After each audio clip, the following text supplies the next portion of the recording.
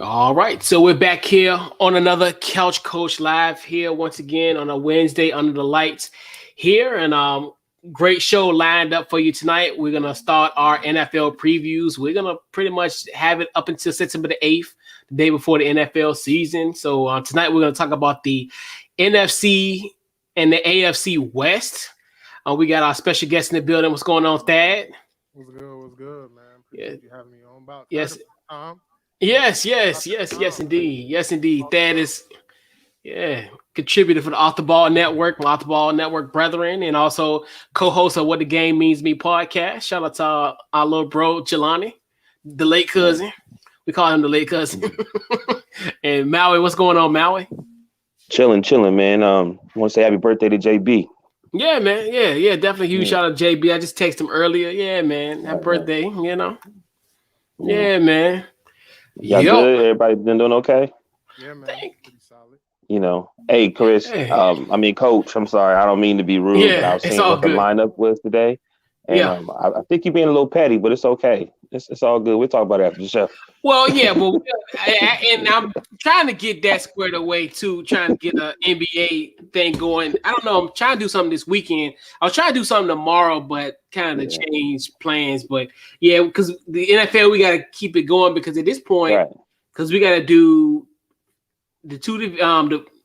We got 6 more divisions to go. Then we got to do playoff predictions, awards, and all that. Well, preseason awards. So it was weird. Right. It's weird. It's like we talked about how the timing of all this, and it's funny we talked about this because because usually normally free agency draft and all that is like a month behind, and now it's kind of bleeds over into the NFL offseason, and then even with the Olympics now it's like, like I'm almost so it's like.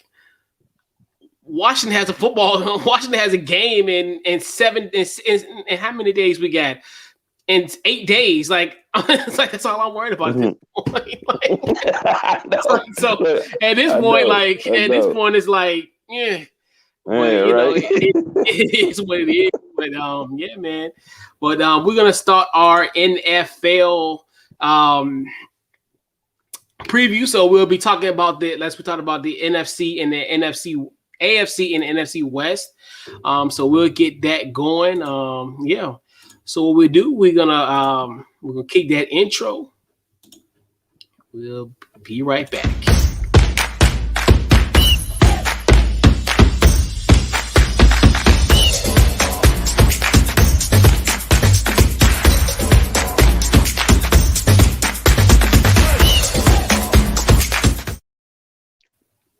All right, so we're back here on Couch Coach Live, and before we get started, we definitely got to pay some bills. So definitely, this week's Couch Coach Live, we are powered by the good folks at MyBookie, and head over to mybookie.com. Use our promo code Off the Ball. They'll match up to 50% of your first deposit up to $1,000, and that is the largest bonus in the industry. You get the highest credit card acceptance rates. You get a fast 48-hour payout processing and use our promo code Off the Ball. And let's win big. So the 8th annual Couch Coach Live NFL preview begins. So, it's going to be another, like we talked about, we're going to go through all the divisions. We'll do the North next week, the South in 2 weeks, the NFC East on the 25th.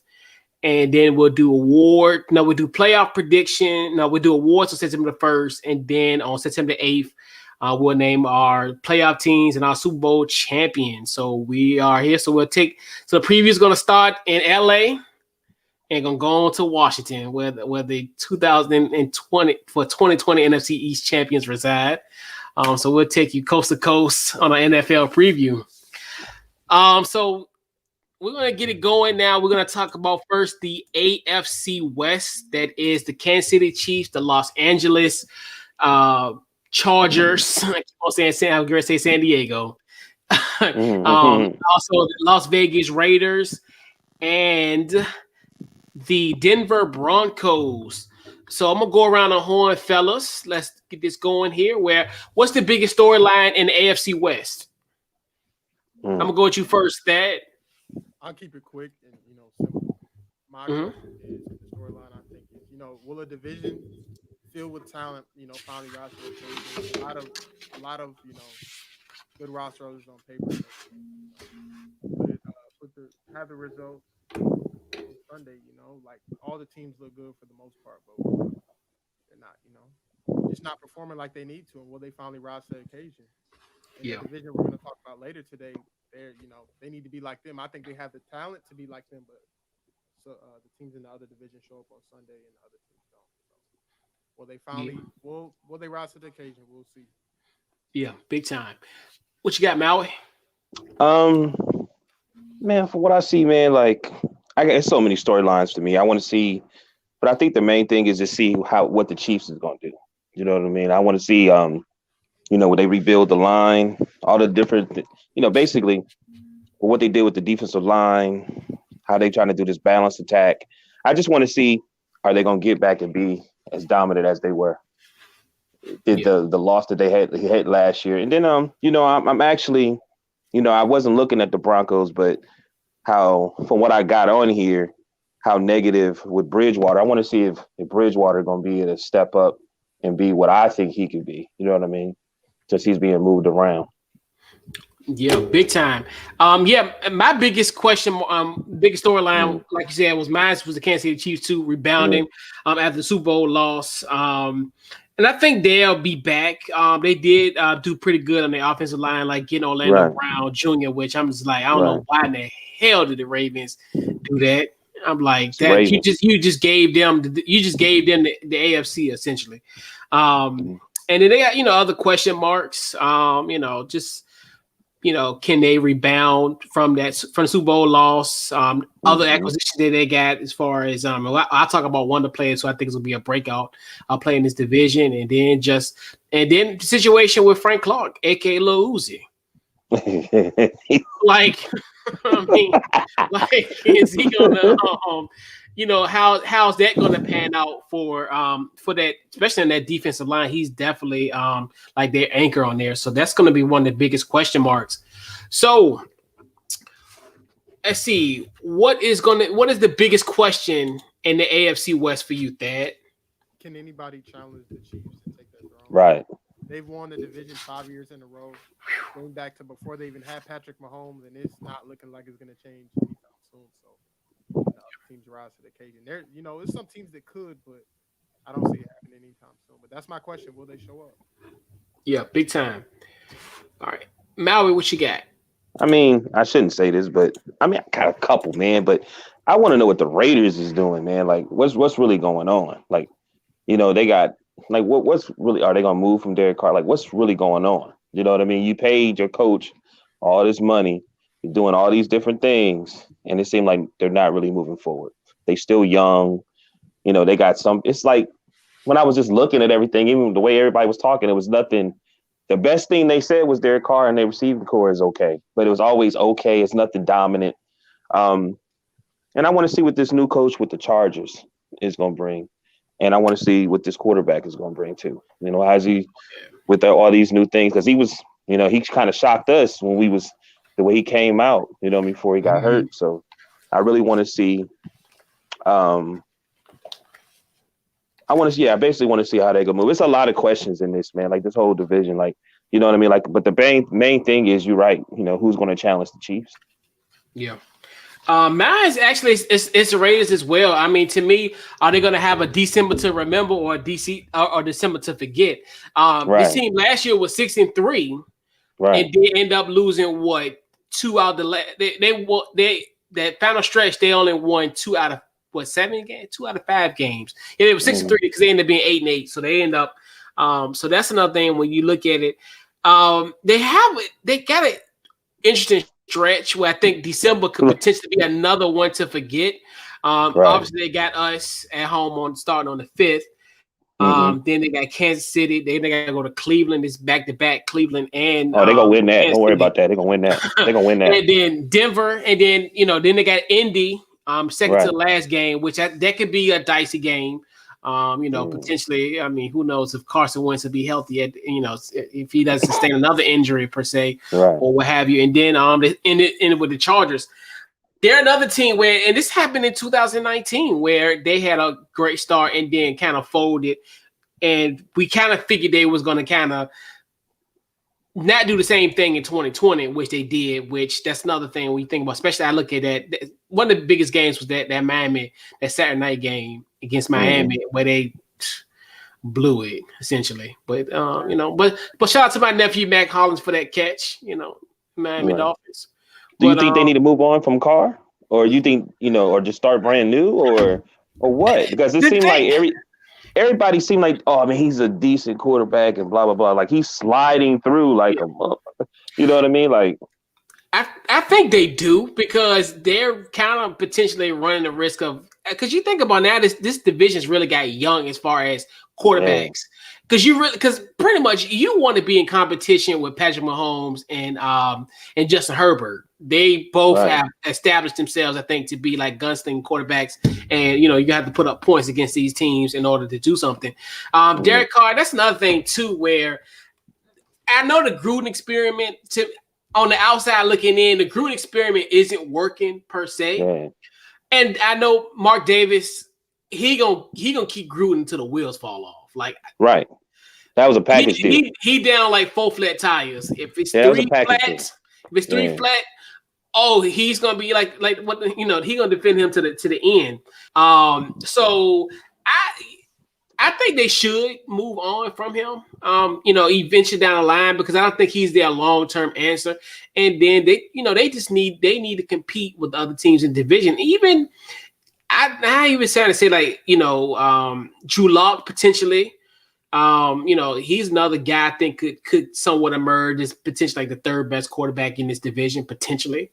He has a shot, or what have you. So it's really interesting of how that's going to play out. But big time.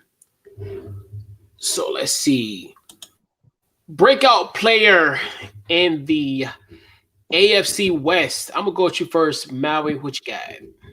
I'm gonna go to Herbert, man. I think this is gonna be. He started off well last year. I think this is with a new coach, everything gonna be designed a certain way. Like even when when I was seeing some of the people talk, they was like it was just small little details of last year, but with the maturity, especially after the injury, I think this is what I'm saying, the jitters is gone. I think this is gonna be his breakout. But I'm definitely thinking Mahomes is about to say, y'all must have forgot I'm that dude. Yeah, we got that. For me, I'm going. Some people might be like, this is kind of obvious, or he had a decent rookie year, but I'm going with Jerry Jeudy. He had 52 catches, 800 yards, and 3 TDs. He came on a little bit towards the end of the year. And I feel like with another year in their system and with better quarterback play or more consistent quarterback play, because Drew Lock, I like him a little bit, but he, probably the worst QB playing in the league last year, or bottom 5, and it was very inconsistent. So with that and another year in the system, I feel like he can break out. And with those weapons they have with Cortland Sutton and Noah Fant, he's seeing one-on-one matchups all week. So it's up to him to abuse those, and I feel like he will. And just being a little more comfortable in the system, and I feel like he'll take off this year. So I see a 1,000-yard season coming. Yeah.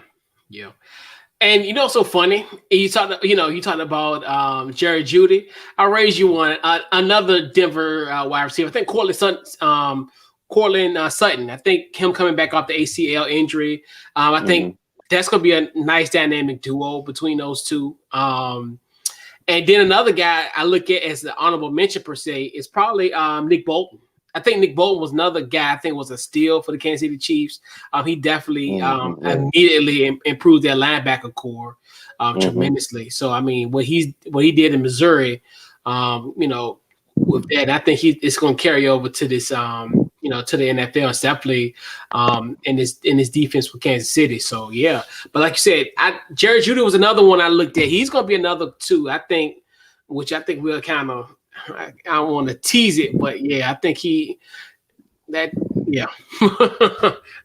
ain't gonna tease it, but all right. So the dark horse team in the AFC West. I'm gonna go with you first. Thad, what you got? This one is obvious. I feel like I wouldn't say dark horse. I mean, it shouldn't be obvious. I'm going with the Chargers. Justin Herbert had a great rookie season, 31. Right. A lot of their team was hurt. Keenan Allen was hurt. Mike Williams, and he still did that with backups and practice squad players. Right. James, my favorite safety. Only the Florida State guy, but one of the that Yeah. in the league has stayed hurt, it's gonna drastically impact the defense. And I just see if you watch the Chargers on Sundays, they blow leads all the time. Last year they had the Yeah. lead in 4 games, and they blew 4 games in a row. So, Time management. Yeah. clock management, a lot of bad Yeah. timeouts called by Anthony Lynn. Ultimately that's part of the reason why he got let go. He was a good coach, Right. but couldn't finish games, and that's what you got to do in the league. So I feel like they're a dark horse team because they're getting guys back. They have a lot of young talent, and those close games Right. they will finish in 2021. Some of them, not all of them. Okay, Dad. Everything you said, I got wrote down, man. That's what I'm talking about. Yeah. All right. So what you got, Mal? What you got? I'm gonna go just a little opposite. I'm gonna freestyle a little bit. I'm gonna say Broncos. I think they just have some QB issues, and I just feel like if Bridgewater go in there, step up, just be mature, make moves like he's supposed to. Because they still got a lot of issues. Their defense is decent. They still got some receivers, running back. They still got some weapons, and then they got a few games that they can win. The Giants, Eagles, Washington, Not and the Halloween. Steelers. Not on You know Halloween. what I mean? I get it. You don't have to take it like that. We just trying to be professional. I didn't want to put the Steelers down. I did that on purpose, so you won't think I was being biased, okay? Yeah. But you know what I'm saying? It's just seemed like they just a quarterback away. Man. It's weird because it seemed like they didn't have this issue for years. I agree, really quick, because that's why when the Aaron Rodgers talk came out, everybody was talking about Denver. Yep. Back away. So yeah, and they really are. And it's funny that you say my dark horse is Denver. You know what's funny? Denver reminds me a lot of my beloved Washington football team in a weird way. Like I look at them and it's almost like eerily similar. Even when we look at, I know you guys remember that they did the, I think it was ESPN that did the rankings for rosters, and I think Denver was 10th. They really ranked the rosters from like 1 to 32. Right. And like you said, and I think even at whoever they have quarterback wise, I think they'll be good. Because I think, like you said, the defense is good. You bring in like Patrick Surtain from the draft. Who else did they? They got Javonte Williams. That's another guy I think could potentially offensive rookie of the year potentially. No bias, but I think he's going to get some touches. We already talked about it already as far as the wide receiver core with Sutton and Jerry Jeudy. Then also Noah Fant. I think Noah Fant is another guy I think who's going to be emergent. He could have been another guy on our list as far as being a breakout player. And like you said, the defense, Bradley Chubb is there. Von Miller, Justin Simmons, Bradley Chubb. Don't forget that. I said don't forget that he missed all last season too. So. That's true. That's true too. And he'll be healthy. And then another one where they got a defensive minded coach, so that's why they really, really remind me a lot of the Washington football team. So I definitely, they're very eerily similar in my personal opinion with that. But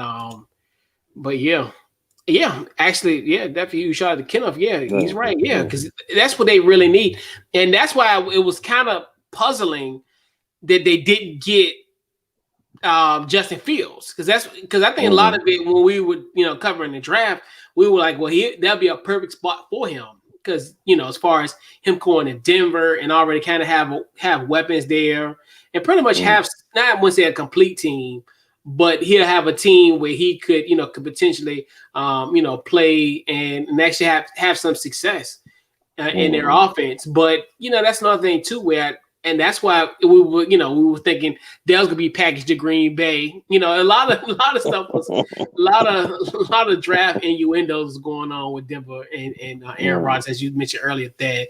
And it's just very interesting though. But I think they're a team. They're a dark horse. Like you're gonna be surprised how many wins I got them winning this year. So it's definitely interesting.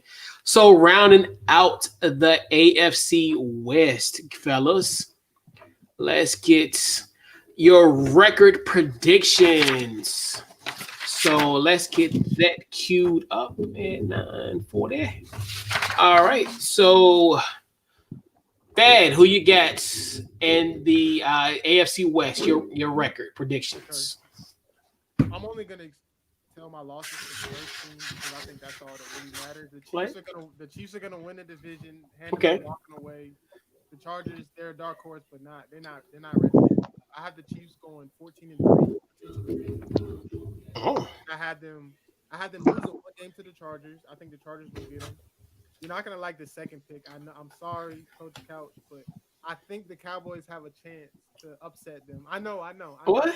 It's the NFL. You know how it works. It's any given time. So they might show up to play. And my last one, I think the Titans might get them. It's a lot of. They have a tough games because this division is the AFC North and the and the NFC East. Even though the NFC East is pretty cake, but the teams like they're up on the rods, including your team. So they have a somewhat decent schedule, but I think they'll go 14-3. I have the Chargers on 7-10. It should be better, but I still feel like they're going to lose some of those close games. So 7-10.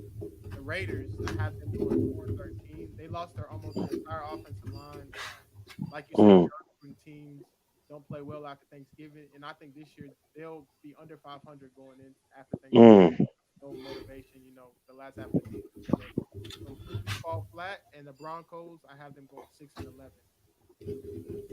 Okay.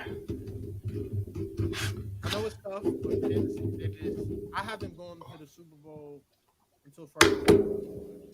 Okay. All right, Maui, what you got? Who's your divisions? I got the Raiders 7-10. I got the Chargers 11-6. I got the Broncos 8-9, and I got the Chiefs 14-3. All right, let's see. So you had the Chiefs. Okay, you had the Chiefs. What 14 and who? And 3. 14-3. You had Broncos 8-9. Broncos 8-9. And I got and let me tell you, man. Like I said, it's a few games, man, that I feel like they can win. You know what I mean? But I got the Chargers 11-6, and I got the Raiders 7-10. Okay. All right. Get that up there. All right. So I did a NFL simulation for the network, which is probably gonna be released in the next few weeks. So I did a simulation. It's similar to this, where the simulation, and just to kind of tip it off, I had the Broncos winning 11 games. I need to kind of skew that.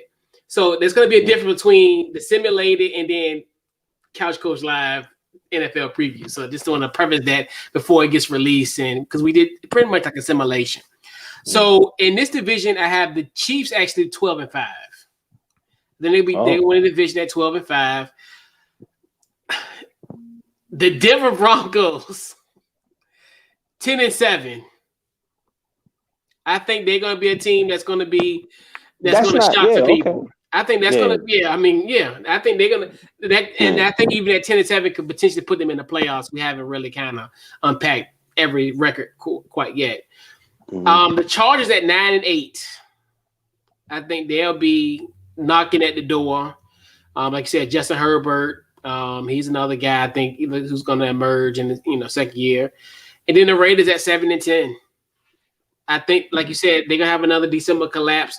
As I talked about earlier, that December's gonna be rough. And obviously, their first week in December, the first game in December is gonna be pretty much a tough game for them. Mm-hmm. Yeah, they got to pack their lunch for that Washington football team.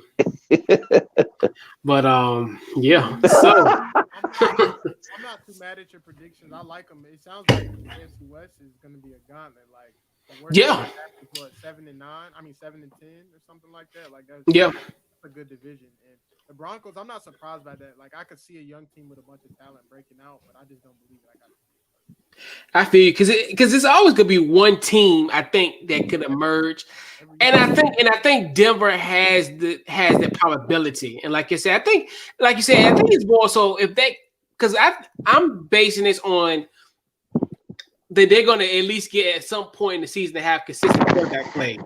Like they could have a situation where they start off with Drew Lock and say, "Hey, all right, this ain't gonna work. We're gonna start Teddy B." Well, because so I think this was gonna end up ultimately happening with this team. I think they'll probably have a rocky start, no pun intended.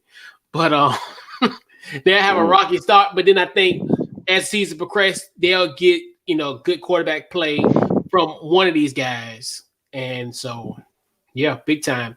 And the AFC West is. I tell you one thing about out of all these teams that we're gonna cover tonight.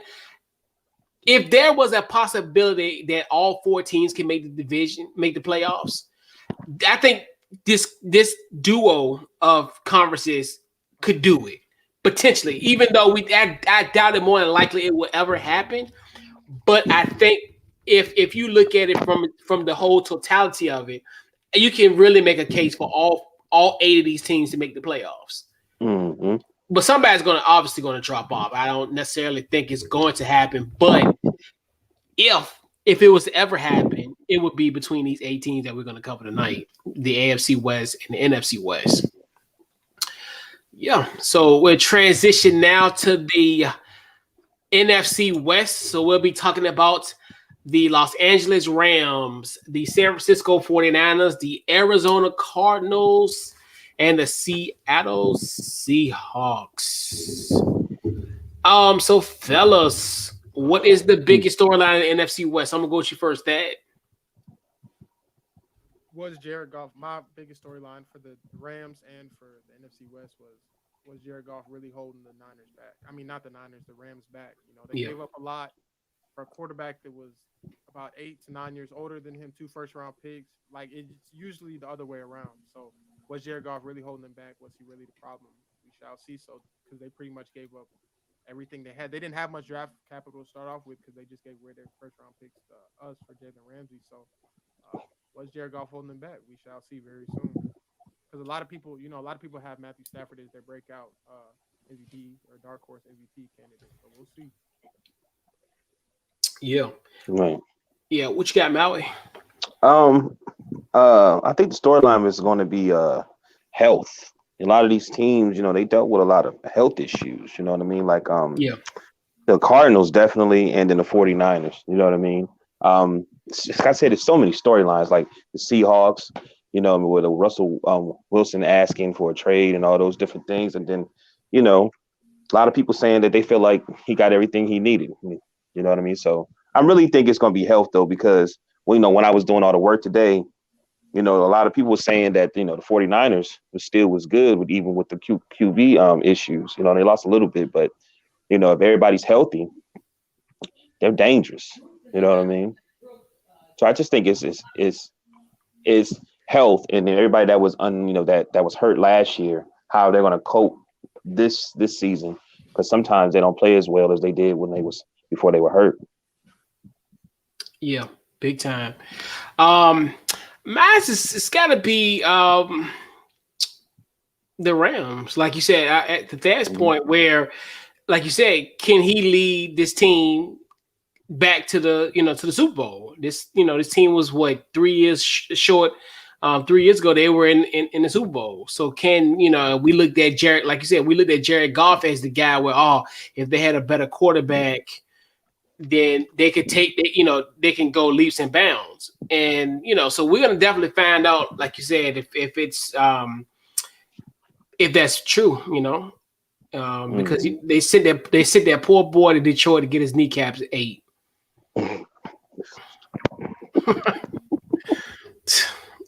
Pray for Jared Goff. Ain't nothing wrong with him. He going to Detroit. But in all seriousness, like you said, they a big haul for him. So now it's Super Bowl or bust for this team, and then and just like you're saying, this Rams team, and then how their defense now. Obviously, they have former defensive coordinators now, and on the other side of LA, across the hall, we'll put it that way, with the Chargers, and see what Raheem Morris, former Washington football team cornerbacks coach, but no plug needed. But so we'll see what Raheem Morris does on that defense, which I think he's going to be solid. I mean, I think he did a patchwork job with Atlanta last year, despite the obstacles and all the BS that happened in Atlanta. Right. So yeah, I think that's going to be the biggest storyline is Matthew Stafford. Is he going to deliver? Could there be another team where could they have a home game in the Super Bowl? Essentially, I mean, really, at this point, that's really the biggest key because it's Super Bowl or bust for this team. No questions. Like, right, All those contracts. yeah, right. yeah, and like you said, this is this is big. Like you have to kind of get this. You got to get this right. You really, really have to get this right because if you don't, Who has the you most know, pressure, Stafford or McVay? McVay. Right, Because because they look. honestly, yeah, because you think of Stafford really because no one really has heightened expectations for him because he's been in Right, Detroit for so long. So anything he does at this point, I think is like I don't even say a cherry on top. It's just a bonus. Like, because to me, if he chokes in the playoffs, I mean, he'll be pressure. But then now you're looking at McVay because McVay is the boy wonder. He's the right. genius. He's the He's the one strength. all right. He's So saying that's one of the strength of the team is that he's one of the smartest coaches. yeah, he's a great offensive man. He had a grand slam in Washington. I mean, I hate to bring up these Washington angles. I'm probably gonna do this for the next 6 weeks, probably. I see. Don't mind me, man. Just that's a little, Oh my God. Washington football. But yeah, I think in all seriousness, I think he is going to be the pressure on him because he's like you said, he's the offensive man. And to me, if you can't get it done with a guy that's I would say in this era, in his era, blah, he could be considered a potential stat wise a Hall of Fame kind of quarterback per se. Not saying he is a Hall of Fame quarterback, but he has comparables. Not saying he's going to make it, but he put up some good numbers in his era as far as his quarterback as far as Right. 2009 quarterbacks on up until this point. I thought he was a fantasy football quarterback. What you saying? He's He could be. yeah. I mean, as far as but the only really the issue with him is the whole thing with Detroit. I think like if he wasn't in Detroit and if he was winning, I think people would maybe consider him at least as I see at the table for a Hall of Fame. Like as far as if he was on a if he like hell even if he had better success. I think the Lions probably only made the playoffs like what 2 or 3 times. I think he only won one playoff game, if that. Yeah. So just imagine if he had a more of a better team around him and had some some playoff experience, then I think he could put him in there. But yeah, it's definitely on. He's a gunslinger too, right? Yeah. I mean, he's going to definitely be one. And then also I like the acquisition of Deshaun Jackson. I think that's going to be I think that's another one where I think he's going to kind of revamp his career again. I think he's going to kind of, be back to the first go round in Philly. The second go round was a little dicey. But yeah, or he can have a monstrous 2015 1,000-yard season for the Washington football team, back in those days. But yeah, I digress.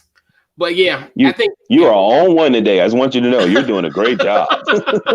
Hey, that's what we have to do here. We have to right.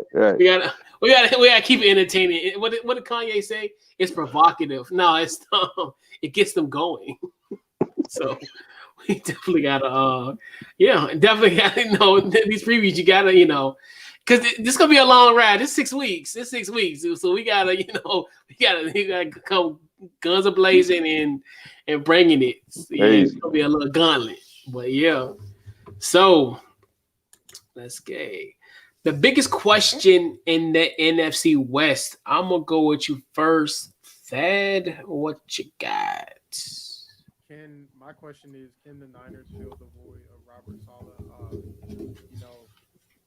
Defense it's kind of hard to talk about. Like, all right, their defensive rank since he's been there, they've gone up. He's a good defensive coordinator. I think he's a really good coordinator. But is it his scheme and him putting players in positions to succeed, or is it the athletes he has? I know they don't have the best secondary, but when you got the D-line, they got Armstead. They used to have Buckner before they traded him. Nick Bosa, Fred Warner, who just got paid, is probably the best young linebacker in football, one of the best young linebackers in football. Like, was it them or was it his scheme? And I think it was a little bit of both, but I think, he was a very good, underrated defensive coach and a good defensive line. So, will they be able to fill that void? Will there be a drop-off? Because play calling matters. I know some people, some casual fans don't think it matters as much. Anybody can do it if you have the player, blah, blah, blah, but it doesn't work like that in the NFL. Got to be smart, got to be able to adapt, a lot of things. So, will they be able to fill the void of him, and whoever they replaced him with, will he be able to hold it down and bring the same type of intensity to the defense? Yeah. What you got, Maui? Like I said, health, man. I'm gonna go with the Cardinals. I really don't have their record too much better than last year because I know they need a tight end. The tight end is issue compared to everybody else in the division, but I don't know. It's like they got a lot of leadership, but is Murray gonna stay healthy enough to get them through? You know what I mean? Is his gameplay gonna really move forward? It's a dangerous division, man. Like, you know what I'm saying? When you really pay attention. And then if San Francisco had one of the top defenses, and everybody was hurt, even though their record was kind of shaky, but they still was, and all they needed was really a QB or just some, another team kind of like the Washington football team a little bit. You know what I mean? Like they QB situation get straight like it's supposed to, they're gonna be dangerous, man. You know what I mean? But I really want to see how this situation with JJ, with Jones, it just seemed like if everybody is healthy, maybe everything can move forward. But we still, he's one of those exciting quarterbacks that's the future. So I'm really want to see how that's going to get carried out. And I do think Russell Wilson is paying attention to that. Like, like I said, I think that's one of the reasons why he asked those questions. Like, man, y'all going to have to move forward if y'all want me to be here longer, or my career going to get a little shorter, or I need to go somewhere else. So it's, I'm going with Arizona Cardinals and seeing how their health and how everything is going to stay up, especially with the acquisitions that they got. Yeah. My biggest question is, who will not make the playoffs this year in the NFC West? And this is what we talked about earlier, where you can make the question for all four of these teams, and really sit down and you think about it. Like, we talked about the Rams and their situation. They got a sizable upgrade at the quarterback position. San Francisco comes back and they're healthy. They were 6-10 and pretty much putting their B lineup in. Like, literally, and that's the thing. Just imagine now you get everybody back. And like I said, Robert Saleh's gone. He's with the Jets now. And then Jimmy G is going to probably play this year. And then they might – and like you said, this is another one where and I'm really high on the San Francisco 49ers, where they're another team. Too, and am I allowed to say it again? Kyle Shanahan. Go ahead, because I know that's why you're doing it. And even when I was writing it down, I said, I know he's going to say it. Go ahead and say it because you know you want to say it. Our former OC for the Washington football team had a cup of coffee and several donuts and a few lunches and dinners in Washington. But yeah, and that's another thing you look at, just how good that team was without it. Like, remember that? I think remember when they played the Jets, or was it it was the Jets? And remember, like, everybody got hurt in that game, and they still beat the mess out of them. And I'm like, the season, they were complaining about the turf. I remember that. Yeah, and remember, because everybody got hurt in that game. I know Nick Bosa got hurt. It was like, literally, the majority of their injuries came in that Jets game. And you just look at it was a patchwork team, and they still finished 6-10, which is crazy to me. It's like, just imagine if everybody's back at full strength like they are this year. And like you said, and that's another thing where, because that's the biggest thing is they reloaded back. Obviously, they got Trey Lance in the draft, which I don't think he's going to see the field potentially this year. Unless it gets unless San Francisco becomes a dumpster fire, which I highly unlikely is going to happen. He'll probably see him in garbage time, maybe like week 16 or week 17, when maybe they sold up the division or they not have enough to play for in the final weeks of the season. But it's this division. And then even Arizona was another one where they were pretty much on the verge of making the playoffs last year if it wasn't for Kyler Murray getting injured in that final game. Well, and missing that final game, they almost had a shot. So in Seattle, they're another team where you really can't count them out because of Russell Wilson and DK and all those guys in Seattle. And that's still like, one of the toughest places. And now you have fans, so last year wasn't as daunting playing. Yeah, their defense got better towards the end of the season too, man. And that's one thing that kind of stood out too. Because remember, we was having that conversation. I had noticed because Russell Wilson always do well in the beginning of the season, and it just seemed like towards the end, it just stuff started getting shaky. You know what I mean? Yeah, and so just imagine, and that is, but just imagine if they would have played the Rams and they had fans in that stands, like a full house. Do the Rams even go to Lambeau last year and play the Packers at this point? Now you bringing in that home field advantage potentially. So that's another thing too, where I couldn't imagine like if they're a week 18 game or down the stretch or what have you, and those divisional games they're gonna show out and it's gonna be the loudest place in the NFL potentially. So this division is gonna be. I mean, it's gonna be to the wire. Like this could be this could be a Sunday night football flex potentially on week 18, January the 9th, potentially. Whoever, it's gonna be crazy. But yeah. So breakout player in the NFC West. I'm gonna go with you first, Thad. Who you got? I'm going with Isaiah Simmons, Cardinals. He was a highly touted rookie coming in. Said he could do everything, play everything. It's a little. I mean, I believe in him. I think he's a great player, great talent. But in the NFL, it takes a while to adjust. Learning a new position can be difficult. It took a while for him to adjust.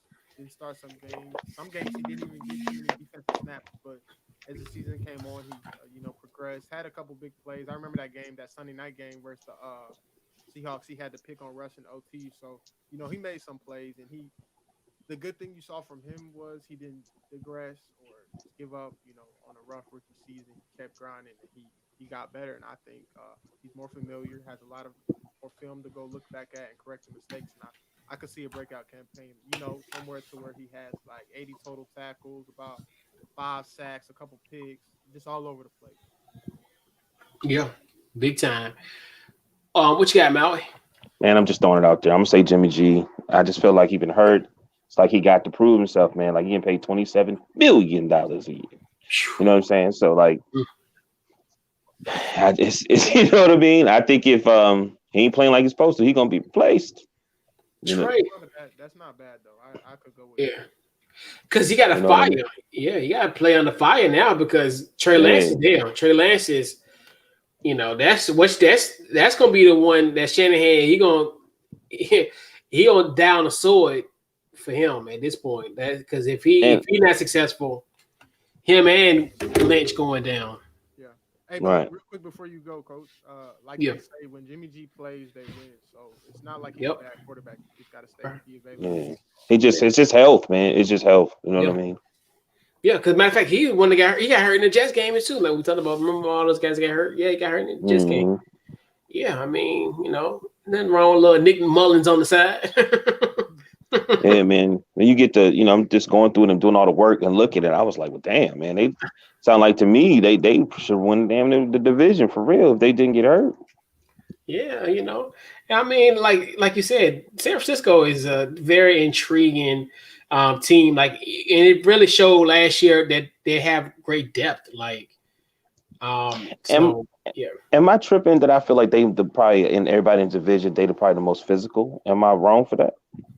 Oh yeah, they physical. Yeah, that unit. Yeah, and like they said, a quarterback situation, and we talked about Nick Mullins, and it definitely that was another one, and then what's his face? Who was it? The other guy, C.J. Beathard. C.J. Beathard was at quarterback. Am I allowed to ding another Washington football team plug? Thad, I know you like, what the hell, dude? No, this is what See, yeah. This is what he do, man. The grandson of one of the greatest general manager in NFL history, Bobby Beathard's grandson. The former Washington football general manager in the late '80s, early '90s. That's his grandson. I'm gonna give you so much respect because you say Washington football team perfectly. You haven't slipped up and said any other name. That's great, man. I'm so proud of you. Yeah, man. It's been a year now. It's been a year now. It's definitely. I've had some slip ups. Definitely had some slip ups, but yeah, this is what I do. At this point, I do little plugs here and there. If it's Washington related, I'm on it when it comes to that type of stuff. Your boy looks like he fed up with you. Oh no, man! You know what, man?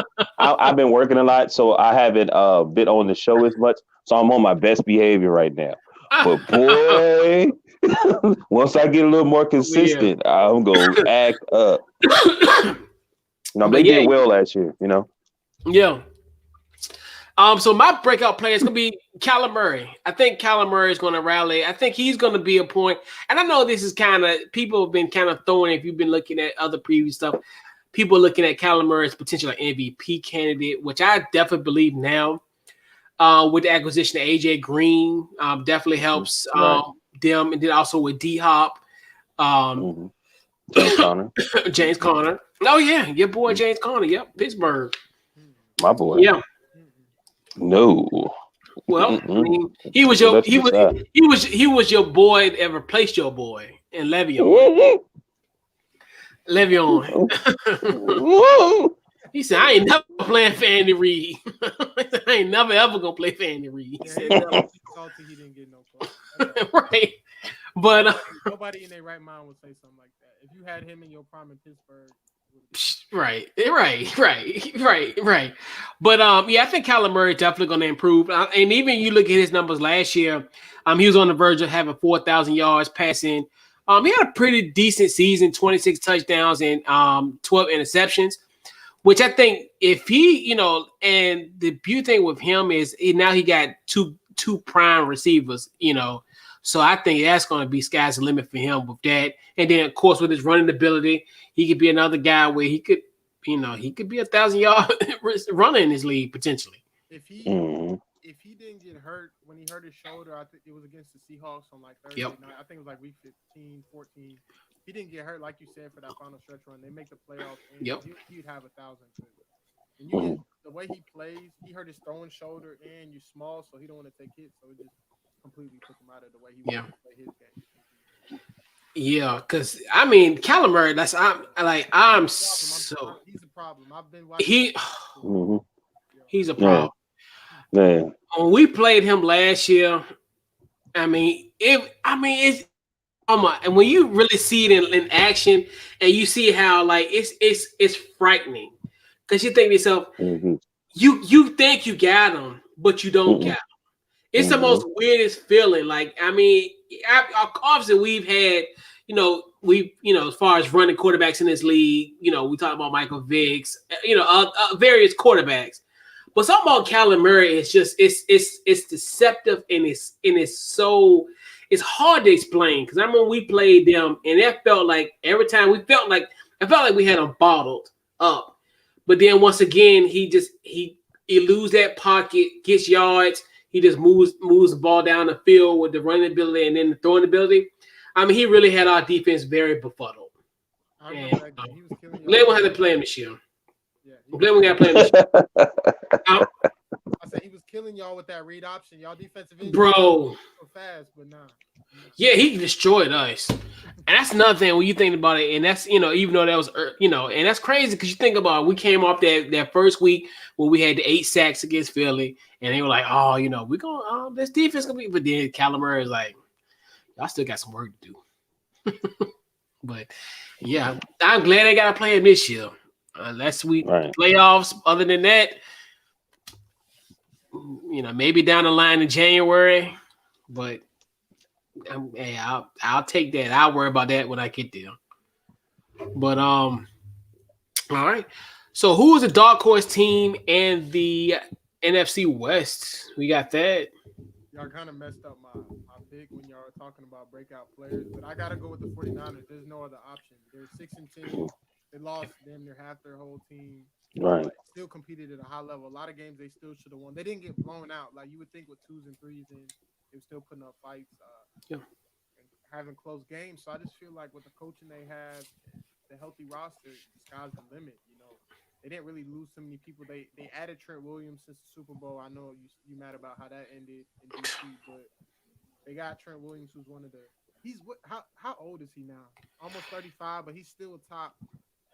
Yeah, because he's like probably 32, 33. Yeah, but they added some people, some players. I like Brandon Ayuk. I like Deebo Samuel and the physicality. You still got Kittle, who was there last year too. So it's just I could see them winning the division at the same time. I don't even think they're a dark horse because I think majority of people think they're gonna improve drastically, but that has to be my dark horse because they went 6-10. They were hey man, with the healthy roster, they're legit. Like, when you really break it down, I mean, I know you ain't say me yet, but you know what I mean? For real. I was just gonna pick something else because you picked him, but you got to say them. Like, we haven't even talked about Seattle hardly. You know what I mean? Because Seattle is Seattle. You know what I mean? The Rams lost their defensive coordinator, and basically they got this new quarterback, so we don't know. You know what I mean? But we still think they can be dominant because they really ain't lost really nothing. And then I was gonna pick the Arizona Cardinals because I just feel like even though they got J.J. Watt and Jones and A.J. Green, all that, they still injury prone. I'm sorry. You know what I mean? But at the same time, if nobody really gets hurt, they could be dangerous. You know what I mean? They can be dangerous. But I just feel like I was like, yeah, they got these dudes paying them money, this and that. But I had James Conner on my team. He could not stay healthy. That was his issue. He could not stay healthy. AJ Green, are you serious? So JJ Watt, same thing. Yeah, I remember wasn't it last year we were talking and I was like, do you think he was worth them even getting him and paying him the money he got? Didn't I ask you and JB that, Chris? Oh, as far as when he left from Texas and went there, I said, was he even worth JJ the money Watt? that he was? Yeah. Oh yeah. I mean, there it is. That face. Look at that face. Here or there. Like they're gonna face. The thing about it just depends on the team too. Sometimes, because I think if you're a piece away, you just take it. Right. Versus Arizona, Cleveland, I think could have been like if Cleveland would have given them money. I see they should need another piece to add with Myles Garrett. I forgot what was other teams. Some other teams that I think that could have, as far as I say, because his team needed other pieces. Too, right. But he gets hurt. He gets hurt a lot. Just the whole thing is just that when I think of him, he dominant, but he gets hurt a lot. You know what I mean? But my dark horse is definitely 49ers. You know what I mean? It's definitely 49ers. Yeah. Matt's gonna be Arizona. I think the clock is ticking for Cliff Kingsbury. Oh, I'm like your boy Kendrick Perkins. I'm getting ready to Moses Moody. And Cliff Kingsbury almost got me jammed up. But I made it though. But yeah, I think the pressure's on him. He's another guy. We use this term very loosely in the National Football League. The young, the young up and coming, like the quarterback whisperer or the young offensive mind. My bad, that is the word, the primitive word in National Football word that we pass around like chips and cookies and cake. Where essentially the pressure's on him again. Where this is another third, this is the third year in this regime. Well, no, this is second or third. I forget how many years. This is third. It's be going on the third year. They came in together, yeah. So they came in together. So that'd be the third. Hold on. Yeah, no, this is second. It's going into the third. It's going to the third. I had to think about it too because I was like, the pressure's on him. I think especially with the situation. Because he came in 19 because he's the first overall pick in 2019. Yeah, so this is the third season. And it's time for them to make that leap because you look at just the simple fact of what Steve Klein did, which it's almost like do as I say, but don't do what I just did. Like you drafted Josh Rosen, and then you had Steve Wilkes, and then you fired them both, and then you brought in Cliff Kingsbury, who got fired from his alma mater, and Texas A&M. So that's, which is to me is still it's mind blowing. A coach that was fired from his former school, which they're gonna pry you open. You see what's gonna happen in Nebraska, where they pretty much gonna keep Scott Frost till the wheels fall off. I know this we kind of veering to the left as far as talking college football, but it's very hard to get fired from your school that you went to. Like, it's very hard. Mm-hmm. I think they really, because the way this team is built, like you said, now you kind of overpay for JJ Watt. I think it's really at this point it's time for Arizona to take that leap. It's to the point where because at this point you really have to take the leap, and I think that really the pressure is on this team, and I think they'll rise to the pressure. Because I think pressure since you've been in. Yeah, but I think it's growing even more because it's just a simple fact of you did a lateral move, right? But so if I'm the Bidwells and I'm letting Steve Klein do all this type of stuff and we're getting the same results, I literally let you crash the car, put a new engine in it, and just drive the car again. I'm literally letting you, because 9 times out of 10, most franchises run, you're not going to have the ability to fire your head coach and draft a quarterback in the top 10 and then get rid of him the very next season. Like, that never happens. So if I'm the Bidwells, I'm like, look, I'll let you do this. I have to get a return on this. Like, I mean, it's cool that you want to get, the NFL version the Boy Wonder and Kingsbury. What's Gossin? What's the actor? Famous actor.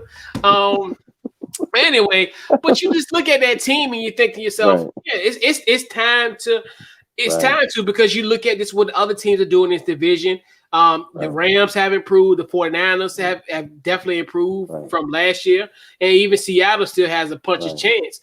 So Arizona there, and then you were that close to making it. The pressure's on. It's playoff or bust. But the thing of it is, if you look at all those other 3 teams, even though Matthew Stafford did, they all been to the Super Bowl. But the last, 5-6 years? That's a lot of damn pressure because, like, quarterbacks like Kyle Murray is, even though he's dynamic, they still looking at him as that style of play, is that going to help us get to the Super Bowl? So your expectations has got to be more than just make it to the damn playoffs, especially in this division. And that's the truth. Yeah. So, like, no offense, like, they got a lot of older guys and they got some dudes there that got names, but was he better off getting some younger guys in there that's agile, that play that fast pace type of style? I mean, I'm asking you guys. You guys are football guys, you know what I mean? Because I'm looking at the people that they got. I'm like, they veterans. They got some veteran dudes on this squad. Like the dude, like I was watching the dude said, a lot of leadership on this team, which is good, you know what I mean? Yeah. But and that's like you said, because in their eye, they're thinking that those veteran pieces are going to take them over the top. Right. That's why when we look at this type of situation with Arizona, it's like that's where they're headed, because it's at this point where, like you said, the pressure's on, because they're not going to accept another losing season after you pretty much screwed this franchise up, as far as what they did in 2018, 2019, where they blew it all up to this. And like you said, and they just probably in their heart of hearts feel, hey. Because I still think JJ Watt is going to, and that's another thing too, where you're going to get him, and I think he'll be reinvigorated. I think that's another thing too. I think it's really going to help him, because and that's another thing too. I watched him closely last year as far as how bad Houston was, and he still performed. So, and then even I didn't like the whole thing about this whole situation talking, kind of bashing the players and all that type of stuff. You know, I didn't like those comments, but you know where his heart is. You know, so you just take it on the chin and you just know this guy's a leader, and I think they need that. I think this Arizona team has a nice eclectic mix of youth and experience. So yeah, I think they you know they want to win now, and they want to make the playoffs and make a deep run. Okay. Yep. I think they do too, especially in this division. You know what I mean? Yeah, because I mean, this is where you're going to be tested, because this is by far, especially from the NFC side, is the best division in football. I mean, as far as from a X's and O's football standpoint, we all know who the best conference in the NFC is, but from a football perspective, we know that the NFC West is by far the most premier as far as roster from top to bottom. It's the best division. So, Ain't that? What was the Washington football team's record to win a division last season? I don't remember. It was either 8-8 or. That's what I thought. Best damn division. It was 7-9. You know, he's feeling real good right now because their performance in the playoff game and their defense. I mean, I'm encouraged. I'm way the Jaguars play like that. So I'm encouraged. You can wait. You can wait till the season starts to get on them. Once if they start losing and start choking, Fitzpatrick, blows a game, then you can get on them. But you can let them. Oh, that's right. They do got Conor McGregor. I forgot about that. Yeah, man. We got the fighter. we had the best quarter. We had the second best quarterback in NFC East. He can't even read early. The first you said first, but I'm glad you. Huh? No. I mean, it depends. I mean, it depends on Dak's struggles. If he struggles, it's a potential. I mean, he has the potential to be the number one, but I still think what Dak is doing, because like him, he gonna have to perform in order for this team to win, because that defense. I mean, defense gonna be all right, but he gonna have to carry this team, especially offensively. But Washington was 7-9, and but when we talk about just from an entertainment standpoint, the East it reigns supreme. Like, I mean, if you look at that Monday night, the Sunday night game for that division, there's everybody you looking at, like Giants fans rooting for the Eagles to win so they can get in, and like that's like you know how crazy that sounds. Like, everybody was going crazy. Like, Twitter was going crazy. Everybody was rooting for how can a Giants fan root for Eagles so they can make it to the playoffs? That just shows you how crazy that division is. It's amazing. But, sorry, it is. Go ahead. We'll be back. Trust me. The winner this year will not. The winner of that conference will not have a below 500 record. I guarantee you that. It's going to be a double-digit 11-12 team. 12? Yeah, some team in this division can win 12 games. Hey. But we'll tip it off. That's. Don't jump in the water, Thad. Let it go. Yeah. He's trying to reel you in, man. That's 3 weeks from now, so we'll talk about that. August 25th. Yeah, that'd be.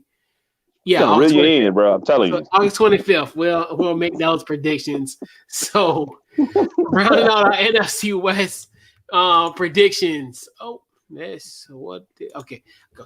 All right. So we're gonna do our NFL West predictions. I'm gonna go with you first, Thad. Who you got? Okay, I have the Rams and the 49ers being tied at 12-5.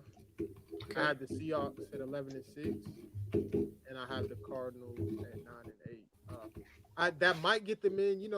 I'm seeing these predictions now. They might change. I looked into the games. Yeah. I feel like when I put out my official record predictions, some of these might change. But for now, that's what I have. The division is going to live up to the hype, and Cardinals might be the odd man, left out again. Yeah. But, yeah, I feel like I feel you. This division's too good. It's really also the Seahawks. They got some offensive weapons, but they lost some defensive guys, Shaquille Griffin and etc. So, right. I don't know. We'll see, but that's what I'm rocking with for now. Yeah. Who you got, Maui? Man, I got the Cardinals 8-9. I got the Rams 10-7. The 49ers 11-6. This can change, man. And I got the Seahawks 13-4. I was a toss up, man. I just guessed when it came to like San Francisco and the Rams. I just changed it as we was talking. You know what I mean? Like I was like, man, I don't know. You know what I mean? Yeah. And mine might be contradictory to like I talked about earlier about the season simulation that we did earlier last month, which will be coming out soon. But it's gonna be funny. But so I got the Rams winning the division at 13-4. The 49ers at 11-6. The Arizona Cardinals at 9-8 as well. Great minds think alike. And then I had the Seahawks at 8-9. I got the Seahawks at 8-9. So you got the Seahawks at 8-9? Yeah. They lost their game. Well, it's just the division. I think it's the division. I think it's just right. Who did you have at 13-4? The Rams. For real? Okay. I think the Rams gonna be legit. And part of me is like, I just look at because this division, it's just like Seattle. When you look at from a just a roster standpoint, they're the fourth worst team in this division. They're definitely worse. If they didn't have Russ, I mean, they would be in the Sam Howell lottery. Oh, I'm sorry, did I say that out loud? I'm sorry, Dan. He loves praising his teams, though. Hey, man. No, I'll give him that. Even though y'all stole him from Florida State. I mean, hey, hey, we had to keep our homegrown talent, man. We can't let the 2021 Heisman Trophy winner lead the state. That's sacrilegious. You're gonna have to be the Heisman winner if he carries that team like that because they look. Well, in Chapel Hill, I'm gonna give you something a little something for you, Dad. In Chapel Hill, we don't rebuild, we reload. You gonna watch out. And maybe in basketball. You know what's so funny? Down the line, I think probably will be better football than basketball. Probably. We keep on getting the top recruits. As far as I think we probably like in the top 5 recruiting class. I think in 2022. I think last time I checked was like in February. It might have changed by now, but we're there. Definitely up on the rise. Watch out for I got a little homie that goes there. Towards the end of the year, he started playing better. His name's Josh Downs. Okay, yeah. We'll definitely look out for nephew. That's Carolina. You know how it is in Carolina, but yeah, man. Yeah. Like you said, if it weren't for Russ, I think that's the only thing that kind of keep Seattle intact. Because everything else, and obviously, with DK and they got weapons, but this isn't, this isn't the Seattle Seahawks of as far as and that, like I said, the whole time we were talking, we didn't talk about the Seahawks. We was talking about the growth of Kyler Murray. We was talking about the Rams and McVay and Stafford. Ain't nobody even talking about them. And we were talking about if they had a quarterback, the 49ers got a quarterback, and Jimmy G is a winner. Yep. He wins with them, like Thad said. That's what we talk. We didn't talk about the Seahawks. So it's like, because the Seahawks, like you said, they really haven't done anything even on offensive. I mean, as far as offseason wise, they really haven't really improved, and their draft was horrible. Yeah, they always draft bad. And because remember they end up getting, they got like an offensive tackle like in the 7th round, like that was it, like, and then they got the kid. Oh, what was the dude? Remember they got the receiver. Who was I forgot? I forgot because they got dude. I forgot. But they got something bad, and I'm like, why would you not get somebody on the offensive line? Like I think they had like 3 picks, and I think they got an offensive line with their like the 6th round pick. Right. I know Gabe Jackson is old. They picked him up. Yeah. But other than that, like, and that's another thing too, where that's another thing too. That's a mark of kind of how the season could be. We see everybody else has improved, at least had some form of legitimate acquisitions, and then they kind of stay the same. And then a wild card team that lost to the Rams. Isn't it that they don't like to play their players too? Wasn't there something about that? Like they really don't like paying their players? They pay Russ. Yeah, they're gonna pay Russ. I ain't talking about Russ. Yeah. You know, Russ is a token. Russ is a token. You know what I mean? I mean, he's literally Seattle. He's Seattle. He's literally. Yeah. I mean, you know, and that's another one. You know, shout out to Russell Wilson. Can I say this? Can I say this? No, don't say it, man. I'm down with Future. Don't do it. Please. I'm down with Future. Oh, Thad. What Thad? Go ahead. From Atlanta, so I'm in the middle. So this is how I introduce Russell Wilson. Russell Wilson is the 2-time Richmond Times-Dispatch Player of the Year. He hails out of my area.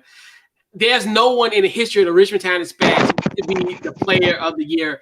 He was the Player of the Year in his junior and his senior year. That's a very unprecedented award that's given to a prep athlete. So he was the Richmond Times-Dispatch Player of the Year his junior and his senior year. That is very prestigious. No one in the 50-year history of the Richmond Times-Dispatch Player of the Year has ever had that. Whatever, so shout out to Russell Wilson, man. You know, yeah, shout out Russell. We need to drink some Hennessy and put some hair on his chest. But that's so we love hometown heroes as well. It's not just Washington football. North Carolina Tar Heels, Chicago Bulls, or whatever. It's hometown heroes as well. So, definitely shout out to guys that have played in my backyard. Where's your Frank Mason jersey at then? You Well, I've talked about Frank Mason. I've talked about him. I'm just messing with you. In my legacy internet radio days. Right. I talked about Frank very highly. It's so wrong. What? Anyway, so I did. So, that's, when he was the National Player of the Year, and I mean, we were in that situation. So, right. I mean, we did talk about him very heavily. Right. But, yeah, man. So, yeah, that's a, I conveyed that point, that's a big deal around these parts. I didn't know he was from. I didn't know he was from that area. Well, right outside of Richmond. Yeah. His bio may suggest he's from Tuckahoe, Virginia, but Tuckahoe, Virginia ain't got no pimp in it. I'm sorry. And Tuckahoe is a suburb that's west of the capital of Virginia, Richmond, Virginia. So that's why you might see him as it might say Tuckahoe, Virginia. Some might say Richmond, Virginia. But yeah, we got a nice mix of NFL players in the Richmond, Virginia area. I'll just add a few. Actually, one guy's actually in the NFC West. I don't know if you've heard of Greg Dortch. He played for the Falcons and the Rams. Wide receiver. He was a Richmond Times-Dispatch Player of the Year, circa 2015. Yeah, he's a Richmond Times-Dispatch Player of the Year. Then also, Cleveland Farrell. We all know, Cleveland Farrell. Yeah. He's from our area as well. Thad. So that's two NFC AFC West guys. That's right there. Darrell Taylor, yes, Seattle Seahawks, yes, Hopewell, right. Yes, Hopewell, right. Virginia, Hopewell High, and and we got other. You've heard of Mekhi Becton. Mm-hmm. Mekhi Becton, tackle for the Jets.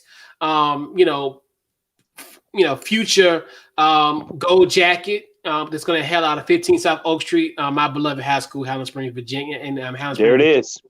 So and then also you've heard of Kavon Wallace, the safety for the Eagles.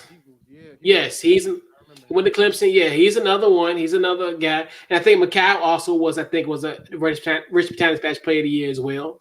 But yeah. You guys don't claim Haskins. I know he's kind of from your area a little bit. Well, Haskins from Maryland. Yeah, he's far from here. Yeah, Virginia's weird, man. It's different. Yeah. That's so not like DC. There was a couple guys in the Richmond, Virginia area that So yeah, we have a nice eclectic mix. I think we're gonna have a gold jacket and Mekhi Becton. I know I keep saying that often, and people is like, "What?" He's on a bad team. He got to be on a better team. But he's gonna be on a good team. You look at that little. Listen to his voice. See how his voice changed. The little boy, Zach Wilson, bro. Speaking of Zach Wilson, I know we really veered off. But bro, did you see what the tweet where they had Zach Wilson when he was signing his contract with the Jets? Yeah, like, yo, but he's 22 years old. He just turned 22 yesterday. He can go for 15 or 16. That's what I'm saying. But I think you say he's on a bad team at this point. But I think Zach Wilson's gonna be good. Then teaming Mikhail with Elijah Vera Tucker. I think that's two bookends. I think you cannot ignore going forward. We'll see. That's a project. And then of course they got. This one more before we close out tonight. Then they also, I think they're gonna have a 1,000-yard back in the running, future 1,000-yard runner, and Michael Carter. What? Dad? Not just yet. We gonna see. I said future, Dad. Not tomorrow. We gonna see. I don't like all this North Carolina praise. Dad, now you understand how I feel. And he has another show with another Washington football guy, and I'm like being nice, and the dude was like, "At least Baker Mayfield ain't throw 3 touchdowns on my team." I was like, "What the hell?" Yo, RC is my guy, man. RC, right. Yeah, RC, he comes with the heat every week, right? Yeah, right. But, yeah, man. So let's put a bow on this week's Couch Coach Live, man. Thad, final thoughts and social media plugs. Once again, appreciate you having me on. It's about to be that time again. Yeah. Shout out to Off the Ball Network. And this football content is gonna be crazy. I don't know what it was like last year, but I'm probably gonna be on everybody's show. Yeah. Anytime. But yeah, shout out to them. You guys can find me at What the Game Means to Me on Twitter, Facebook, Instagram, and my personal social media is Thad_04. And you can find my Instagram at Thad_. Shout out to Coach again for having me on. I appreciate you guys. Yeah, man. Yeah. And I'm looking forward to coming on after a bad Washington football team loss, so we can both get on. Oh man, please. Let's do this. And you know what? Did you play ball? Yeah, yes, sir. What position did you play? Quarterback. Oh, okay. Arrogant. Okay, that's what I'm saying. A former Livingstone Blue Bear. Yeah. Oh, okay. Yes. Okay, that's what's up. I had a cup of tea there, but the financials didn't work out, so I decided to carry my tail to community college. I did go for it, bro, fam. And then they was like, "Oh, we could just give you a $500 book scholarship." Like at that time, dude, like it was $16,000 a year to go there, and that was what 20 years ago, 2002, about 19 years ago. Mm-hmm. And I'm like, yeah. It's almost like, well, I can give you a book scholarship for $800. Like $800. Like, what you gonna do for the other 17,000? Like, I'm like, dude, like I'm struggling. I'm a product of a single parent home. Like, I don't get no financial aid for y'all. They're coming on the bridge program completely funded. They're not. Right. I like off to the community college I go. I went down to the community college and was able to pay and able to kind of pay as I go. But yeah, man. But I'm glad I didn't go, man. I would have been, dude. It was a lot of trappings there. Like as far as temptations and all kind of stuff. When I went for my visit, Salisbury a little different, bro. Outside the school too, the people out there, they call it Shasbury. So oh shit, yeah. I'm glad I didn't. Yeah, I went out there and I was like, nah, because at that time, because you think about it, 20 years ago, college was, you think God's $18,000 to go to school for a year. At that time, I know now that ain't nothing. But just imagine, like 20 years ago, was like, yeah, you paying $18,000. Nah, it's crazy. But yeah. So Maui, final thoughts. Oh man, great show. I'm real excited to for everything that we talked about. When I watched this division, you see everything we kind of was looking at and talked about. Happy to be back. Can't wait till next week. You know what I'm saying? Let's Yeah, most definitely. Yeah, so yep, great show once again. So next week we'll be doing the Norths. So we'll be doing your squad now next week.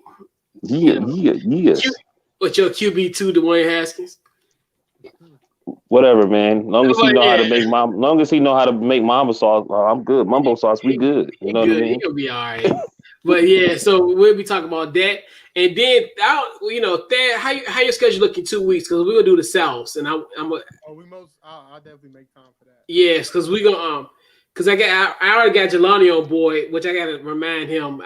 I'm gonna tell Jelani we're gonna start at 7:30, so he'll be here at 8 o'clock. Yeah.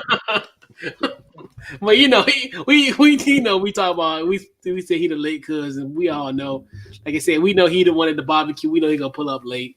We'll tell him to cook out at 6. He'll be there about 7. But it's all good. Yeah, Hey, I got a lot of family members like that. who you? All right, and it's crazy because it's funny because on my family we're really punctual. So it's just like y'all got a barbecue that starts at a cookout that starts at 7 o'clock. Yeah, it starts at 7 o'clock. We eat like at 7:05. Right. Like we pray at 7:03. Right. And we start on time. Like All right. who family starts on time? Like mine. Yeah, yours. Right. Right. Huh? It's common in a lot of black households. But yeah, and that's I'm telling you. Sometimes like you don't want to be like I've learned. Like if you outside of your family, be late because if you be on time, guess what? You part of the setup crew. Yeah. Or the errand boy, or you the errand boy. Look, I came here to eat. I am not here to clean off the grill that should have been already cleaned this morning. Hey yo, can you help me put these tables up? Right. Hey, can you go to the 7-Eleven and get me some ice? Right. You want me to buy room temperature sodas for a cookout in 20 minutes? That's when you just duck off or you act like you're busy doing something. I'm like, adopt me.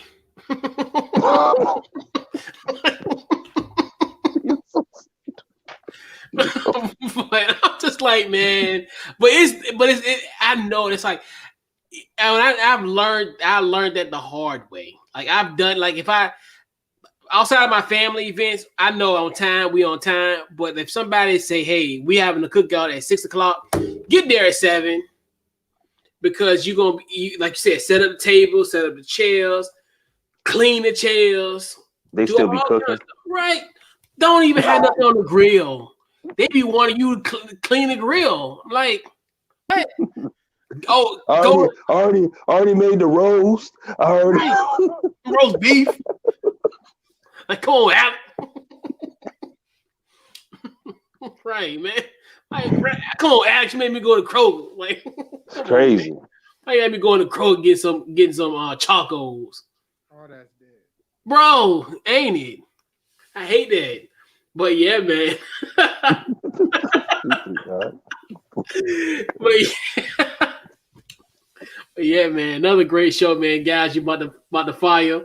Man, it was great show. And also, so Facebook, Twitter, Instagram on the Couch Coach Live. And then also Friday nights, watch the Football Guys podcast, me and then my guy RC, aka Rob, Cruz Allen. We'll be, talking. And then also Thad, we actually I kind of I guess I'll do this. I'll let the cat out the bag. So we're gonna be doing some post-game shows. So Thad, you're more than welcome to cam up and talk shit. Like, and we'll take it, and then say. It just depends. If my team lost, even though I'm not expecting much. Yeah. Back in the day when the Jaguars used to lose, it used to affect my whole Monday at Who school. you telling? I used to go to practice mad in high school, college. Like I was like, man, I'm ready for next Sunday. I know, and that's how I wonder how now, because now we got to be like diplomatic at times. I done met more Jaguar fans in the last 2 weeks. I've been here since day one. I've been here since day one. Cause Trevor Lawrence, most of them are frauds. Sure. Little Fabio. No, I ain't gonna say that. Because they kind of humble but they let it out that they, you know what I mean? Because they usually be. It's definitely hope. We got one of the Right. men is the John Elway, so hopefully Yes. locked in for 15 years. Yeah. You know, Y'all I got mean, I know we about to end. I always felt like Gruden wanted him. I felt Gruden. That's who he wanted was Lawrence. Hey, that's fine. everybody wanted him. Every new quarterback. Oh, he loves everybody. Quarterback. He loves every quarterback that's not his until he gets. Exactly. I like that Marcus Mariota. Now he got Marcus Mariota. And he's not starting for him. Bro, that QB camp used to kill me because like he used to sell everybody. I'm not gonna lie, I was young when that was coming around. Oh yeah, I loved it too. And I like, like you said, he was so smitten by all them quarterbacks. But yeah, That's why I don't think he should have left, man. I think he should have stayed doing that because he seemed like he had passion to do it. But they paid him a lot of money, man, to leave and gave him a lot of power too. Yeah. Yeah, you can't walk away from $100 million.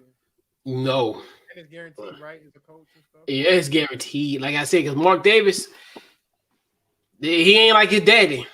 Daddy would have got rid of him in a Las Vegas minute. No pun intended. But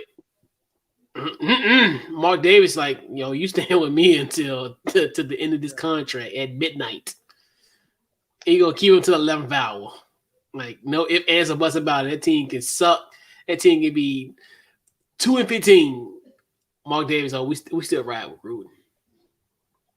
Because they got, but hey, it is what. I guess somewhat trying to make himself look good because he gave. I wouldn't say any other sport. They don't do that. They don't give out 10-year contracts like that. But hey. That's why I said, I'm telling you, man, this, and I talk about this all the time. These teams be trying to reinvent the wheel, and it's so simple. I know we saying this. I know this is on some couch coach type of stuff, but to build an NFL franchise, y'all doing too much. Like 10 years, you got to think to yourself, in this day and age, you cannot keep a coach for 10 years.